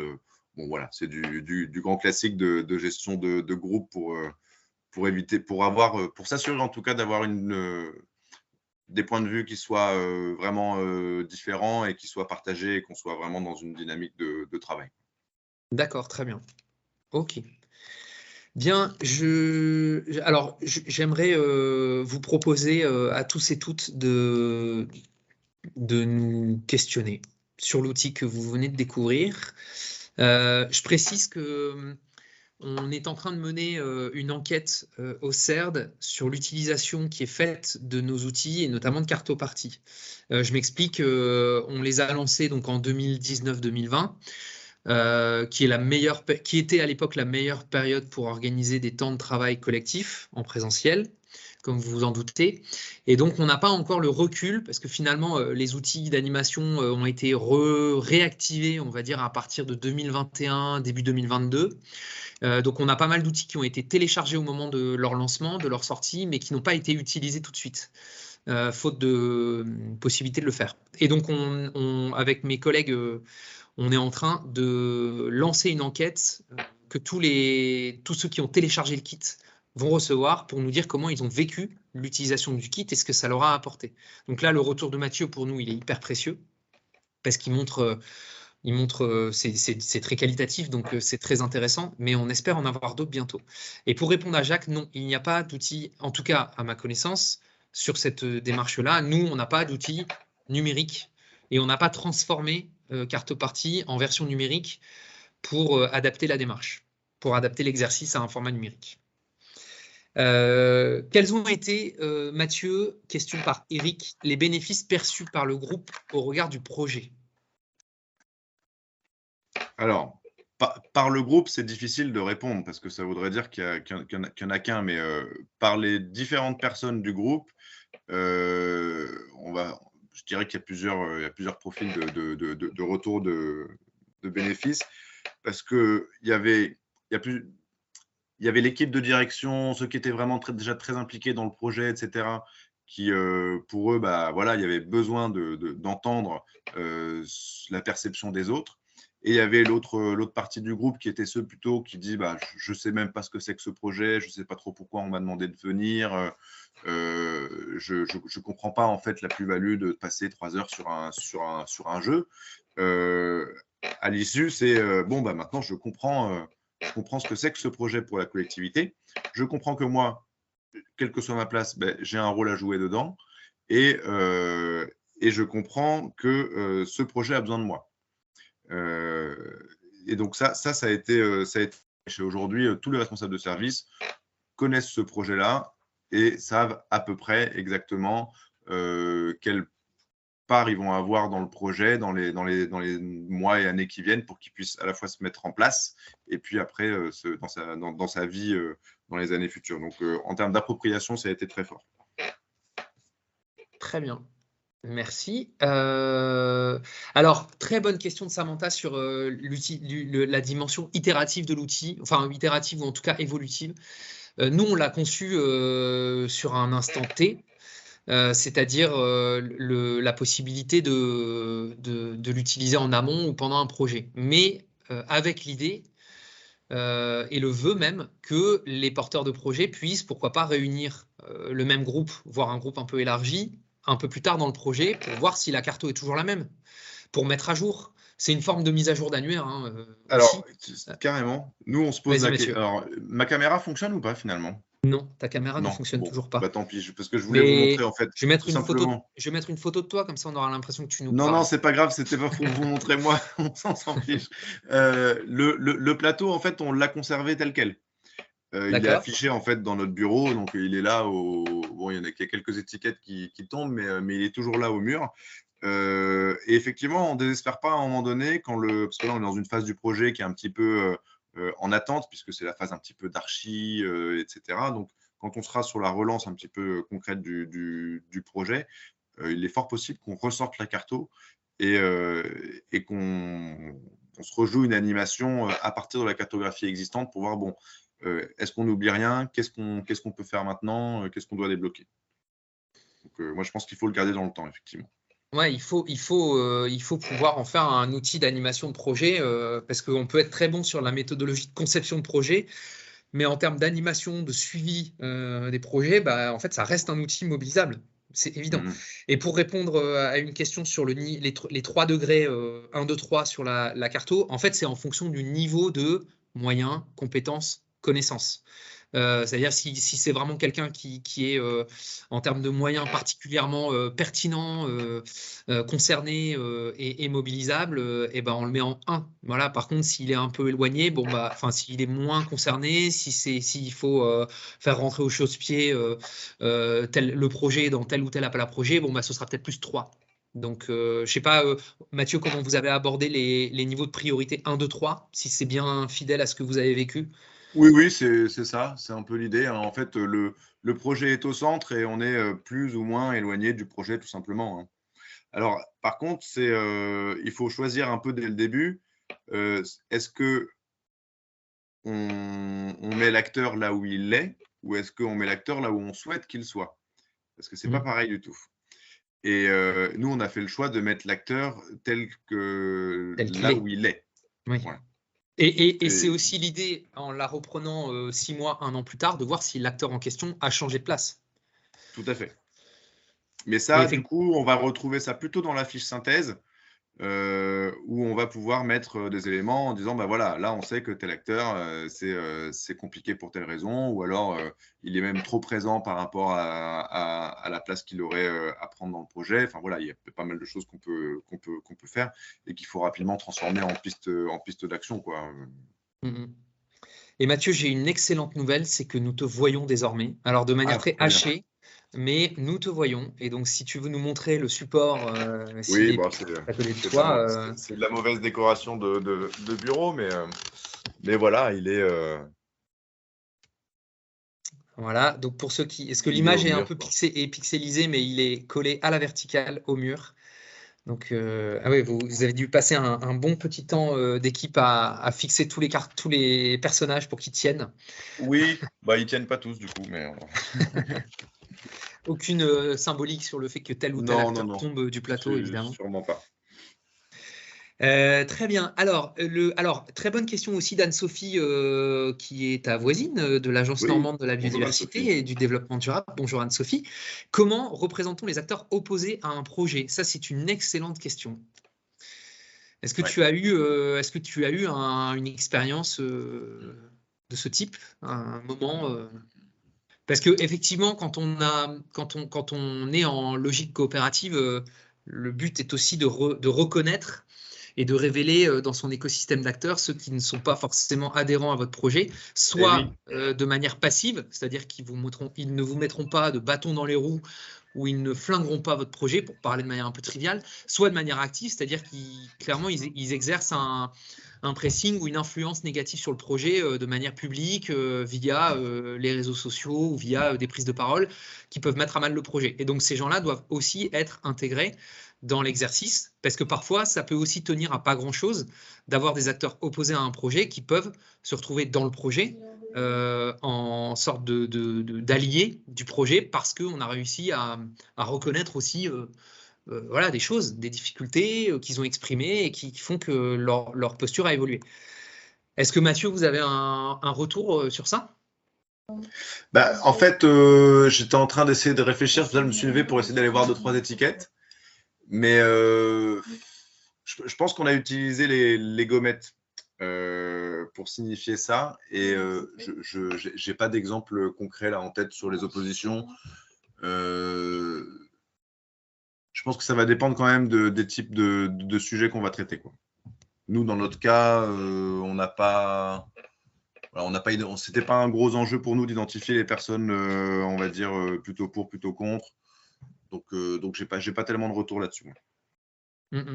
Mais je pense, alors pour ceux qui connaissent un peu les Hauts-de-France, mais il n'y a pas qu'en Hauts-de-France, mais que ce type d'exercice peut aussi être intéressant dans des démarches environnementales, comme par exemple l'installation d'énergie renouvelable sur certains territoires, que ce soit des éoliennes, que ce soit de la méthanisation, qui aujourd'hui sont des sujets extrêmement complexes et tendus. Il y en a d'autres qui font l'actualité aussi en ce moment.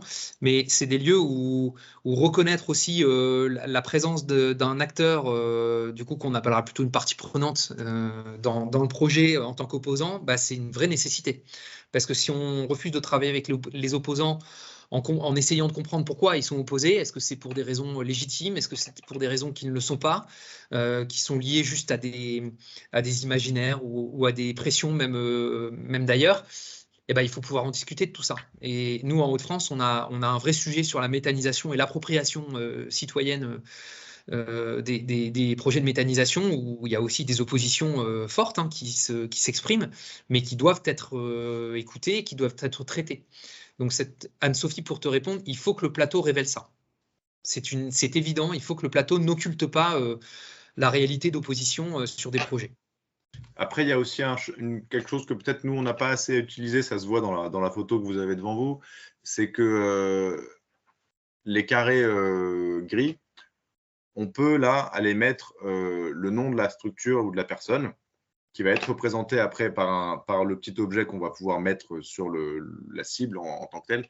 Et dans le rôle ou lien avec le projet, là, on peut peut-être rentrer un peu plus dans le détail en mettant quelques mots-clés, en disant, voilà, on a tel profil d'acceptation, d'opposition, on peut rajouter un fait, on peut dire, voilà, à poser souci dans telle réunion, ou voilà, on peut peut-être apporter quelques commentaires là-dessus qui peuvent être partagés avec le groupe, c'est là la vertu, hein. Plutôt que d'aller surcharger la petite étiquette ou d'essayer de trouver cette symbolique-là dans la cible, quoi. Ça peut être là que ça se joue, quitte à ce que ce soit après, dans un autre système de cartographie classé entre des oppositions ou des acceptations. Il y a peut-être un truc à travailler là, quoi.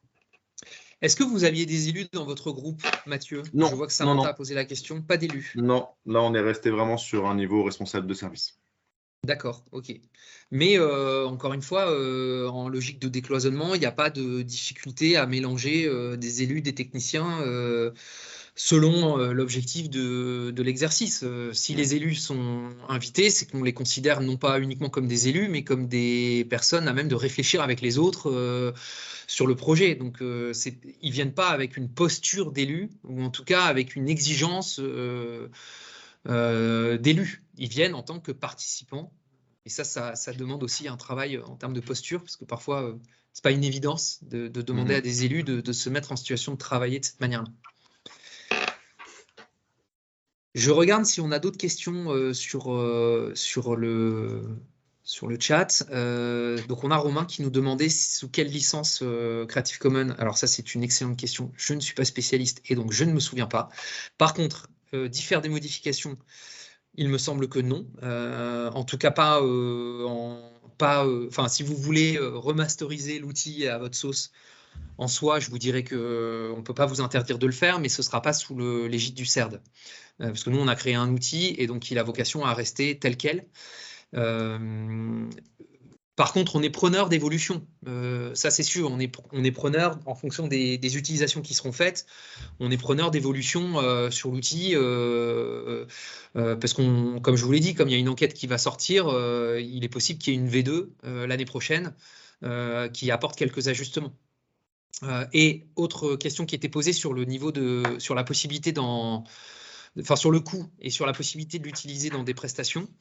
Pour vous répondre, comme c'est un outil en Creative Commons, les consultants ont la possibilité d'utiliser l'outil. Par contre, ils n'ont pas la possibilité de vendre l'outil. C'est-à-dire si vous répondez à des réponses, si vous répondez à des appels d'offres ou à des marchés auprès d'acheteurs privés ou publics, il n'y a pas la possibilité de mettre en avant dans la réponse, dans une logique commerciale, l'utilisation de cartopartie, parce qu'il n'a pas été conçu pour ça. Maintenant que vous mettiez dans une offre le fait que vous allez mobiliser des outils d'intelligence collective qui permettent de révéler des écosystèmes d'acteurs sans citer cartopartie, bah oui, évidemment. Et puis après, si vous voulez utiliser cartopartie, oui. Par contre, ça ne doit pas être un argument commercial et vous ne pouvez pas normalement être rémunéré sur la production de l'outil. Sur l'animation, c'est votre temps de travail, c'est logique. Vous êtes consultant, vous êtes donc rémunéré sur de l'animation, logique, mais vous ne pouvez pas être rémunéré sur le fait de créer l'outil cartopartie. Ça, c'est pas possible. Donc oui, à l'utilisation de Cartoparty par le conseil, par des assistances à maîtrise d'ouvrage, c'est pas un souci. Par contre, non sur le fait d'en faire un argument commercial. Et il me semble, pour répondre à Romain, que sur le site du CERD, on a un onglet, on a une rubrique qui explique comment nos outils sont créés en licence Creative Commons. Donc je vais le retrouver en même temps. En même temps que l'on discute. Je vois d'autres questions. Alors, j'aurais envie de vous laisser la parole aussi sur ceux qui veulent. Est-ce que quelqu'un veut partager bah tiens, allez, Jose, si vous en êtes d'accord, si vous n'en êtes pas d'accord, je comprendrai, il n'y a aucun souci. Je vois Gladys qui nous dit qu'elle aimerait mobiliser Cartoparty. Alors, je vais couper le partage d'écran pour qu'on puisse être plus tranquille. Voilà. Gladys, est-ce que vous seriez d'accord pour partager votre besoin, idée, voilà, votre réflexion sur une source de données accessible sous forme d'agenda? Oui, eh bien, Chloé, puis-je te laisser, s'il te plaît, activer le micro de Gladys Rousseau. C'est fait. Merci. Gladys, normalement, on vous entend. Voilà. Bonjour à tous. Oui, en fait, nous, on est en train de travailler justement sur toute la stratégie de communication dans le cadre de notre PCAET, entre autres.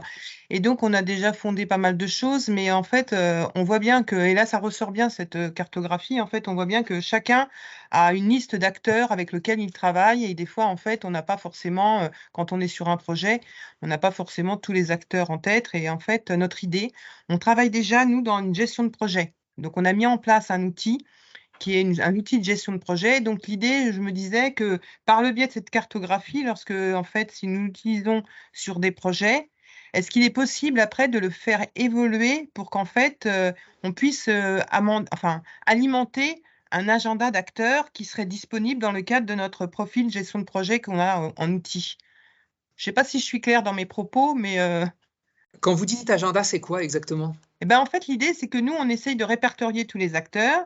Et dans le cadre de notre gestion de ce projet, on a un outil qu'on a mis en place. C'est-à-dire que quand on commence à mettre une fiche projet, c'est qu'on ait déjà une liste de tous les acteurs du territoire qui seront peut-être classés par thématique ou par association. Et du coup, c'est de nous dire, ben voilà, on a déjà tous ces acteurs-là. Et au préalable, quand on fait des projets, si on travaille avec cette cartographie, ça nous permet de les cibler, les acteurs, et de savoir à chaque fois, dans chaque projet, de les connaître, en fait. Et du coup, après, je me dis, voilà, hormis cette cartographie d'acteurs, je ne sais pas comment ils ont fait Malonnet, mais après, j'imagine que tous les acteurs, ils les ont mis dans un tableur ou dans un outil informatique, de façon à ce qu'on puisse avoir toutes les coordonnées. Je ne sais pas comment vous travaillez avec… Au final, après la cartographie, une fois qu'elle a été faite. C'est ça ma question. Je ne sais pas si je suis très claire, mais c'est clair dans ma tête, mais ce n'est pas forcément très clair dans mes propos.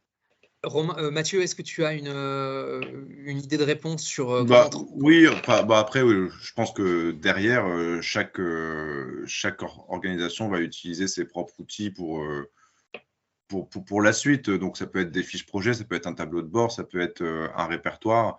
Voilà, nous, on a travaillé plutôt sur de l'écrit, parce qu'on avait aussi des dossiers à présenter pour faire des demandes de financement complémentaire, des choses comme ça. Donc, ça nous a permis de nourrir ça.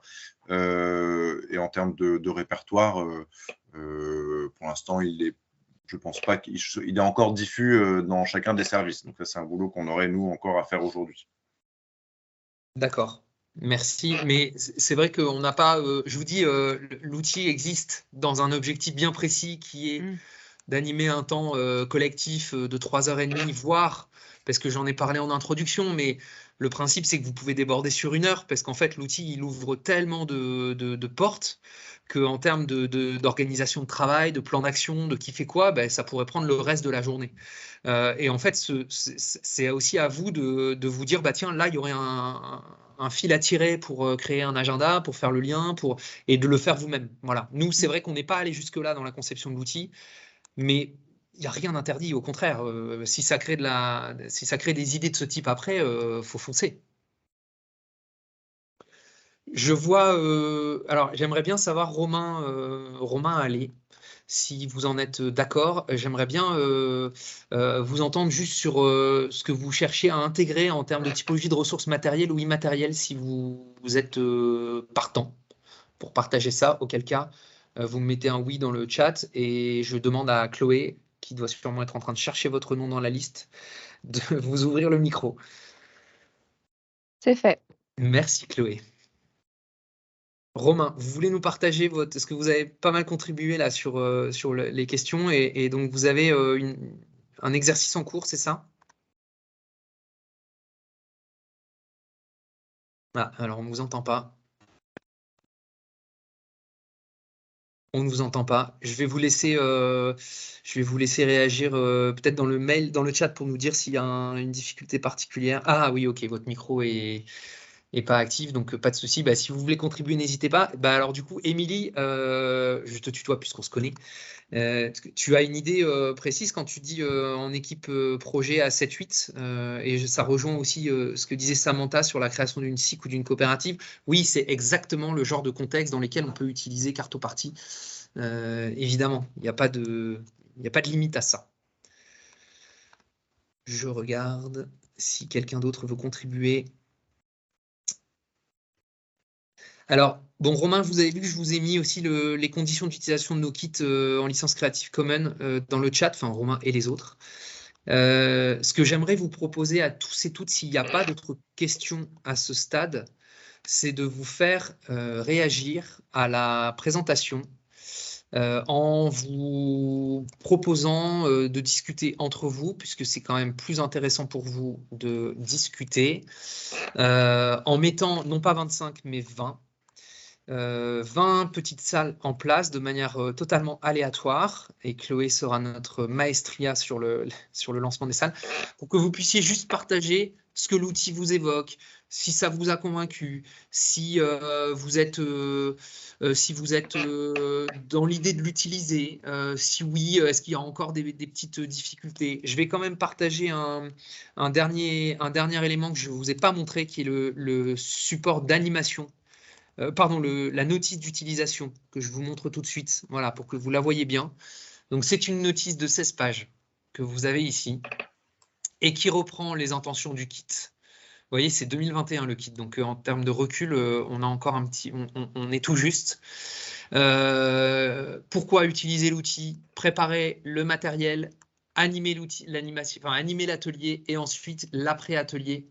Et d'ailleurs, Mathieu, c'est une question que je te poserai juste après, qui est le plan d'action. Si tu pouvais nous citer 2 ou 3 actions du plan d'action que vous avez formulé. Avant ça, je pense qu'on pourrait compléter aussi les autres ressources de ce qui a été partagé avec Movilab dans le chat, parce que je regardais, effectivement, ça a l'air très intéressant.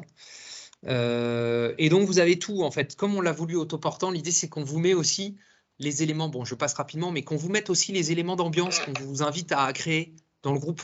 Voilà, faire en sorte que les gens, quand ils arrivent, ils se sentent accueillis, ils se sentent disposés à travailler, qu'ils se sentent dans une certaine ambiance, qu'elle soit musicale ou qu'elle soit visuelle, qu'elle soit scénographique, et idéalement une animation en duo, parce que ça permet aussi de rebondir plus facilement. Ce sont 2 de mes collègues qui sont allés à Maloney pour animer cet exercice-là. Et puis, voilà, vous voyez, l'aménagement de la salle garantira une ambiance. Et ensuite, on a donc séquencé l'outil. 20 minutes de pitch, de présentation. Ensuite, je passerai rapidement, 1 heure de petits groupes de cartographie. Ensuite, on a dit 70 minutes, c'est un peu plus bas, 70 minutes de partage. Bon, je l'ai zappé, il était au-dessus. Et ensuite,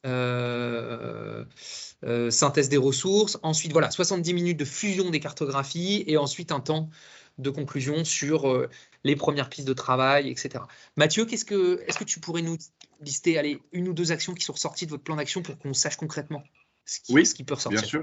Donc, comme on était dans la phase de programmation au niveau du bâtiment avec un programmiste où on était en train de travailler au niveau des espaces et qu'on était en train de lancer le concours d'architecte, on a identifié un fort besoin d'associer les techniciens au travail en amont avec l'archi. Une fois que le concours sera passé, donc d'abord on a affiné les critères de choix avec les archis, ça on l'a fait. On a dû relancer le concours, donc ça a pris un petit peu de temps, mais là on arrive dans la phase de choix qui va intervenir courant juillet. et associer les techniciens dès le début avec l'archi. Donc là, on est sur un plan d'action là-dessus où concrètement, on veut le faire. Après, sur la partie animation en tant que telle du projet, on a décidé de travailler un petit cycle de voyage d'études sur 2-3 lieux qu'on est en train d'identifier avant l'ouverture. C'est des pistes qu'on est en train de mettre en place. Super, merci Mathieu. Je vous propose… Oui. Du coup, pardon, ouais, c'est Romain. J'ai activé mon micro. Je vous prends juste 30 petites secondes. Alors, pour vous expliquer d'où je parle, moi, je suis ingénieur de recherche à l'APESA. On est CRT aussi du côté de Bayonne, en Nouvelle-Aquitaine. Et en fait, la question que j'avais sur les ressources, c'est qu'on a fait un travail de recherche sur pas mal de temps. On a pu appliquer sur l'accompagnement de recycleries, de salles de spectacle, enfin d'acteurs de l'ESS principalement, où on décomposait en fait les ressources immatérielles dans une dizaine de typologies de ressources différentes. Donc c'est des travaux qu'on n'a pas inventés, hein, c'est basé sur le détournement d'outils d'analyse extra-financière. Et en fait, voilà, c'était pour venir compléter les 4 portes d'entrée que vous aviez posées, hein, qu'on retrouve, les ressources cognitives, les ressources humaines, ressources relationnelles. On met aussi là-dedans les ressources dites territoriales, donc les structures, l'image de marque territoriale, la notoriété, enfin plein de choses comme ça. Donc voilà, moi l'idée en voyant votre outil qui est super, super intéressant, c'était de justement essayer de passer en revue systématiquement, nous, les dimensions qu'on considère, donc la douzaine ou la quatorzaine de dimensions qu'on considère comme ressources. Voilà. Je fais très très bref. Ouais, mais c'est intéressant parce que ça pourrait être une grille de lecture supplémentaire pendant les échanges en sous-groupe que de savoir quel type de ressources on va chercher. Je ne sais pas si Mathieu, d'ailleurs, je ne sais pas comment c'est organisé cet échange autour de qu'est-ce qu'on met derrière connaissances, qu'est-ce qu'on met derrière moyens, qu'est-ce qu'on met derrière autres ressources. Est-ce que ça s'est fait très naturellement ou est-ce que vous avez amené une sorte de cartographie des types de ressources mobilisables? Non, mais c'est clair que ça pose question à tout le monde. De devoir, bah oui, est-ce que c'est moyen, est-ce que c'est compétences, etc. C'est pas facile de faire le tri là-dedans, je trouve. Mais bon, c'est normal, faut faire un choix aussi. Et puis, c'est pas grave, en fait. L'enjeu, c'est de se dire qu'est-ce que cet acteur apporte, entre guillemets, le plus. Parce qu'effectivement, il y a toujours à la fois des moyens et des compétences. Mais là, c'est pareil, on peut jouer un peu avec… Alors, sur l'espace, on peut jouer un peu avec la frontière, on va le mettre plus d'un côté ou de l'autre. Mais quand on a quelqu'un qui apporte des moyens et des connaissances, vu que c'est en face sur le plateau, bon, c'est plus délicat. Mais je pense qu'il ne faut pas s'arrêter à cette représentation-là très, très physique. L'enjeu, c'est vraiment la discussion, ce qui en ressort, ce qu'on va mettre dans les fiches de synthèse et ce qu'on va échanger. Le plateau en tant que tel, il a des faiblesses de toute façon, il en aura toujours. Donc, c'est un support pour moi. C'est un alibi. Voilà, c'est un alibi. C'est un alibi. Il est très très bien fait. Il a peu de défauts, mais il en a forcément. Et donc voilà, je pense qu'il faut s'attacher plutôt à la dynamique de groupe et à la discussion qui en ressort. Merci Mathieu. Alors, je vous propose de prendre un petit temps pour celles et ceux qui sont encore avec nous. Il nous reste 30 minutes max. L'idée serait que pendant une quinzaine, 10-15 minutes, vous puissiez discuter entre vous sur ce que l'outil vous a révélé. C'est très intéressant d'avoir vos retours. Là, Romain, l'apport va m'être très utile pour voir comment on peut peut-être compléter le kit d'animation de quelques caractéristiques de ressources ou types de ressources qu'on peut aller chercher pour guider un peu plus les gens dans l'exercice. C'est vraiment pas mal. Et puis aussi, comment vous vous projetteriez sur son utilisation. Donc, Chloé, je sais que tu es parmi nous et que tu fais ça de main de maître depuis tout à l'heure. Donc, je vais t'inviter à lancer les groupes. Pour les petits groupes, on avait dit une vingtaine. Je vois qu'on a un petit peu de pertes. Donc, une vingtaine de groupes pour… non, allez, une dizaine, parce que je pense que là, depuis que j'avais annoncé 20, on a perdu un petit peu de monde, pour que vous puissiez discuter entre 2 et 3 personnes max, pendant 10 minutes. Alors, on a une quarantaine de personnes. Donc, je vais faire faisons 15 groupes. Je vais faire 15 groupes, du coup, 15 petits groupes. Comme certains participants ont pu le remarquer, j'ai ouvert les micros de tout le monde et la capacité aussi de mettre les caméras, que c'est quand même plus agréable de se voir. Donc, je lance les salles. Attention, c'est parti. Bien, vous êtes tous revenus. On est tous là. Désolé Thibaut, on vous coupe dans votre discussion. Bien, bah, merci d'être encore parmi nous. Oui, Alors, vous avez normalement sous les yeux un mot avec un grand point d'exclamation qui est étonnement. Si vous me confirmez bien ça. Non, d'accord. Bah, c'est normal, c'est parce qu'avec votre revenu, le partage d'écran s'est coupé. Voilà, donc là, vous l'avez normalement. Ah oui. Et donc, j'aimerais bien vous envoyer, on va faire deux choses. Je vais vous envoyer sur le même code que tout à l'heure, parce que là, maintenant, ce sont ces deux votes qui vous sont demandés pour savoir un petit peu comment vous vous sentez par rapport à l'outil et si vous vous sentiriez, pourquoi pas, le tester. Et ensuite, j'aimerais bien avoir un peu de retour de votre part. Vous êtes moins nombreux en plus, donc sur les 5 minutes qui nous restent, on peut s'autoriser à vous entendre. Mais avant ça, je vous laisse répondre, voter sur les deux items qui vous sont soumis. Alexis, je ne sais pas si tu partages ton écran, mais je ne vois absolument rien. Je ne sais pas si c'est le cas des autres participants. Est-ce que vous voyez bien le code Mentimeter sur votre écran? Oui. D'accord, donc c'est de mon côté. Merci.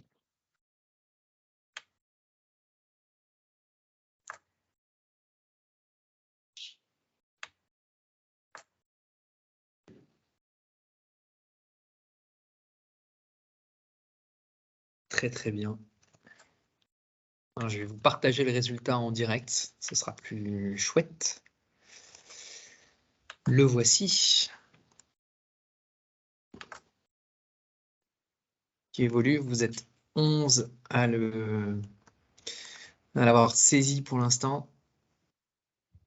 Donc globalement, c'était une échelle de 0 à 5. Et donc, vous êtes quand même à 3,9. Donc, c'est pas mal du tout. C'est pas mal du tout. Je crois que là, à mon avis, tout le monde l'a saisi. Et ça me donne envie de vous donner la parole pour savoir comment vous vous sentez par rapport à l'outil. Qu'est-ce qui vous a intéressé? Là, on n'est plus dans les questions-réponses. Alors, j'excuse Mathieu que j'ai oublié d'excuser au départ parce qu'il devait nous quitter un petit peu avant. Il a une réunion à 16h. Donc, il voulait vous saluer et surtout, il voulait conclure par un point de vigilance très important qui est que là où il reconnaît qu'ils n'ont pas été assez loin, c'est sur le volet animation du plan d'action qui est ressorti à l'issue de l'atelier. Et donc, il insistait en message de fin sur le fait de vraiment ne pas sous-estimer la phase de désignation d'un pilote ou d'une pilote d'un tel exercice qui sache animer dans le temps, c'est-à-dire dans les 3 semaines, 6 mois, 1 an, cet outil pour que les informations ne tombent pas aux oubliettes et que les idées évoquées ne tombent pas aux oubliettes. Voilà. Donc, c'est un point qu'on avait aussi, nous, soulevé, mais qui est plus intéressant, soulevé par Mathieu. Quand il y a un exercice comme ça, si on veut respecter aussi ce que les gens ont apporté dans l'exercice, il faut que ça puisse être suivi d'effet avec quelqu'un qui est en charge d'animer l'exercice dans la durée, de faire vivre le plan d'action, d'organiser un peu les actions des uns et des autres. Voilà, donc ne sous-estimez pas cette dimension-là. Bien, qui souhaite... alors, vos écrans sont allumés, donc c'est top. Est-ce que quelqu'un souhaite partager, en levant la main, un état d'esprit sur Cartoparty? Faites-moi un petit signe et je vous récupère à l'oral. Émilie, on t'écoute. Ton micro. Alors, Chloé va te... Je crois que tu peux tenter d'ouvrir ton micro, normalement. Voilà. C'est bon. C'est bon, merci. Et donc, moi, j'attendais justement impatiemment de pouvoir voir votre outil et l'avoir présenté. Donc, je suis assez contente parce que je le trouve vraiment facile, en fait, d'appréhension. Vraiment applicable à tout type de projet, vraiment utilisable par tous, donc ça me paraît assez simple. L'animation est jamais simple en soi, mais l'outil a l'air vraiment accessible et assez duplicable.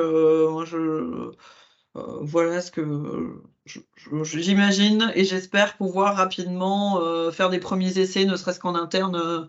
C'est pour ça que je disais tout à l'heure, à 7-8, je pense, en mode équipe projet, sur des sujets qui pourraient questionner autour d'un tiers-lieu, par exemple. Nous, on est sur l'aménagement urbain, donc se mettre autour de la table et pouvoir avoir cet outil-là, quoi. La seule souci que j'ai en général sur ce type d'animation, c'est le temps et que les gens se rendent disponibles pendant suffisamment de temps pour réfléchir tous ensemble. Mais ça, c'est valable pour les fresques qu'on anime, pour les projets collaboratifs, quoi. Il faut que ça reste relativement ponctuel. Oui. Merci, Émilie. Est-ce qu'il y a une autre réaction des uns et des autres? Vous allumez votre micro et vous pouvez dire un mot. Je vous remets, vous êtes sur la notation, donc moi je suis ravi de voir que vous avez le sentiment de mieux connaître l'outil, que vous vous sentiriez de le tester. Est-ce que quelqu'un peut partager un contexte dans lequel il se sentirait de tester l'outil? Soit dans le chat, soit en visio. Moi, je veux bien prendre la parole. Sabine, on vous écoute. Non, juste pour dire que je rejoins Émilie, c'est que l'outil, effectivement, donne le sentiment, entre guillemets, simple dans le sens d'utilisation et vraiment, en discutant avec Thibaut lors du binôme, en fait, on se rend compte des champs des possibles, c'est-à-dire vraiment de différentes possibilités d'utilisation, que ce soit en interne. Moi, je réfléchissais par rapport au niveau de l'agence, puisqu'on est en recherche de transversalité en ce moment. Donc c'est l'ARB PACA? C'est ça, l'Agence régionale biodiversité environnement PACA. Et notamment pour nous, sur la cible entreprise, les acteurs économiques, c'est quelque chose de nouveau qui monte en puissance. Donc, besoin de transversalité en interne et puis aussi par rapport à nos partenaires. Donc, en fait, en ce moment-là, je suis en train de réfléchir. Je me dis, bon, ça va être aussi intéressant de voir en interne que peut-être avec nos partenaires. Mais en fonction après, c'est par rapport au projet. Est-ce qu'on fait le choix par rapport à un projet on discutait avec Thibaut sur un projet très, très ciblé ou sur plutôt une action un peu plus large, mais on se rend compte, il nous semblait que l'outil était adaptable en fonction de nos besoins et de nos attentes. Oui, avec un petit point de vigilance sur le périmètre du projet. Si par exemple vous êtes une collectivité et que vous vous dites on va faire un cartopartie pour préparer un projet de territoire, c'est sans fin. Donc on est plus sur des approches projets précis, au risque que là, pour le coup, on soit sur un surnombre de petits cartons, quoi. Donc, il vaut mieux centrer sur un PAT, un projet alimentaire territorial. C'est un angle, c'est déjà un projet, mais on est plutôt sur une dominante alimentation et tout ce qui tourne autour. Donc, c'est jouable. Et après, vous avez la possibilité de décliner en sous-groupe les différents sujets travaillés sur un sujet précarité alimentaire, un cartopartie, circuit court, un cartopartie, et ainsi de suite. Ça peut aussi être vu comme ça, mais pas trop large le projet. Et justement, on se posait la question si vous aviez peut-être que vous l'avez dit lors de la présentation, des retours d'expérience de structures qui ont utilisé l'outil et de voir justement sur quel type de projet, quels acteurs ils ont mobilisés, etc. Je les attends avec grande impatience. Je les attends puisque l'enquête que l'on engage, le formulaire d'enquête est en train d'être validé par mes collègues en ce moment même. Donc voilà. Par contre, on peut se dire que vous aurez un retour. On peut organiser un retour pour que vous ayez des retours d'expérience. Ça, c'est pas un souci. Axel, je voyais que tu avais levé la main, il me semble. Si c'était bon pour vous, Sabine? Oui, c'est bon. Axel. Oui, merci Alexis. Non, c'était simplement pour aller abonder dans ton sens, et c'est un peu la remarque qu'on se faisait dans notre mini-groupe de 2 avec Émilie tout à l'heure, c'est qu'effectivement, sur un projet plus vaste, c'est un peu plus compliqué. Effectivement, on risque d'avoir après une cartographie plus lisible du tout, et donc c'est plutôt dans des logiques de projet, de sous-système. En revanche, si on est sur des accompagnements collectifs, de l'interterritorialité, on est plus davantage, il me semble, sur quelque chose d'un peu fictif, c'est-à-dire plus de sensibilisation aux enjeux de la coopération, comme on lève les contraintes, les difficultés à faire coopérer les acteurs. Et donc, du coup, on est plus sur des personas, c'est-à-dire plutôt des personnages fictifs, en fait, que des acteurs vraiment adossés à une logique de projet et adossés à un territoire. Mais du coup, les deux sont adaptables. On peut vraiment faire sous la forme projet avec des vrais acteurs réels, et puis plus en sensibilisation pour montrer que c'est un préalable, finalement, la coopération, à faire en sorte que le projet se déroule au mieux sur un territoire. Et comme l'a dit Mathieu tout à l'heure, en fait, ce support, ça peut aussi être vu comme un alibi pour faire autre chose. Voilà, pour emmener le groupe dans d'autres dimensions, sur d'autres approches de persona, ou aucun souci là-dessus. Est-ce qu'il y a une dernière réaction avant qu'on ne conclue ce webinaire en étant particulièrement ponctuel? Oui, alors, on a une réaction. Alors, Cyril, pardon. Oui, je vais essayer de la faire courte, mais c'est une réaction par rapport à la dimension de la cartopartie, où je me permets de tutoyer. Alexis, tu disais que fallait pas que ce soit trop volumineux, quoi, pour toute une communauté, un sujet trop large. Ici, en fait, on a le sujet que j'ai proposé. Ouais. Donc, je le rappelle pour tout le monde, hein, filière équipement électrique et électronique sur une ville. Voilà, sur une ville, jouable, j'imagine, et sur une région, parce qu'en fait, on a eu la ville de Paris, la ville d'Aubervilliers. Donc, en fait, quand on met les deux, il peut y avoir une dimension. Donc, est-ce que par rapport à ces deux sujets, comme ça, a cappella, c'est jouable? Juste en 30 secondes. Oui, non. Moi, je dirais oui. Je dirais oui, parce que, en fait, selon qu'on est, ce sera peut-être deux exercices différents, mais à l'échelle d'une région, on ne sera pas sur les mêmes typologies d'acteurs qu'à l'échelle d'une ville, parce que les objectifs ne seront pas forcément les mêmes. Enfin, on peut imaginer que les objectifs sont un peu différents. S'il y a un objectif régional par rapport à une ville comme Aubervilliers, mais moi, je vous répondrai oui, en fait. Voilà, sans avoir plus d'arguments que ça, mais peut-être commencer à l'échelle de la ville. Ça pourrait peut-être être intéressant de commencer par une échelle locale pour se familiariser avec les types d'acteurs et ensuite de rajouter une couche régionale si vous sentez que l'outil est pertinent. Et pour ça, on peut vous solliciter sur l'animation si on se dit effectivement que de la part de cette ville-là, il y a un intérêt ou pas trop. Eh bien, surface en termes de région. Ouais, alors le problème, c'est que nous, non, parce que le CERD est un groupement d'intérêt public régional des Hauts-de-France. Et donc, on n'a pas de possibilité de sortir des Hauts-de-France. Et il se trouve qu'on est sollicité sur des animations, mais qu'on n'a pas la possibilité d'animer ce type d'outil partout. Et d'ailleurs, ce qu'on a fait, pour votre information, ça peut aussi être pour vous intéressant, c'est qu'on a organisé 2 journées de prise en main de nos kits d'animation que j'ai présentés au départ. Visée 360, mise en récit cartopartie. Et on en a fait une première journée le 23 mars où on a accueilli une trentaine de personnes qui sont venues découvrir les kits plutôt que les lire, les découvrir avec nous pour qu'on leur explique comment on les a conçus, les designer et qu'ils les prennent en main. Et on refait une journée le 20 octobre prochain à Los Angeles, dans l'idée que les gens se sentent autonomes pour l'animer. Parce que nous, on ne peut pas satisfaire toutes les demandes d'animation qu'on reçoit, on en reçoit beaucoup et on n'a pas la possibilité humaine de le faire. Donc malheureusement, non, mais franchement, j'ose espérer, Cyril, que vous vous sentiriez capable de le faire de vous-même, parce qu'après, il y a un jeu de posture, il y a aussi des positionnements d'animateurs qui veulent se mettre en retrait pour éviter d'être jugés partis, ça existe, et ça se comprend, ils veulent confier ça à un tiers neutre. Là, si vous vous sentez capable, j'ai envie de vous dire de foncer. Et après, que vous nous appeliez pour nous demander un conseil sur la manière de l'animer ou de mettre en place les conditions d'animation, ça, par contre, on peut le prévoir. D'accord. Okay. Et d'ailleurs… J'étais présent au début, pas au tout début, mais j'ai bien compris, RAR, c'est un réseau. Le CERD fait partie du réseau pour la région qu'on vient de mentionner. C'est ça.